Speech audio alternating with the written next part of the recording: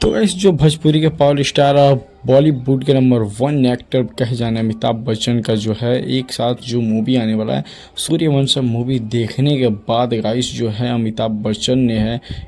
पवन सिंह को जो अपनी मूवी में काम करने का मौका दे दिया है। और ये सबसे बड़ी ब्रेकिंग न्यूज़ निकल के आ रही है कि पवन सिंह को जो है बॉलीवुड के नंबर 1 एक्टर बोले तो अमिताभ बच्चन सूर्यवंशम मूवी देखने के बाद इन्हें मौका दे दिए हैं अपने मूवी यानी अपने फिल्म में। इनको डायरेक्ट जो है साइन वगैरह हो चुका है और जल्दी ही शूटिंग भी स्टार्ट होगी। तो गाइस अभी तक हमारे चैनल को सब्सक्राइब नहीं किया तो प्लीज़ चैनल को सब्सक्राइब कर लें, क्योंकि गाइस जो है ना यहाँ पे भोजपुरी बॉलीवुड से रिलेटेड आपको न्यूज़ मिलती रहती है। तो मैं बता दूँ हाल ही में ही अमिताभ बच्चन जो हैं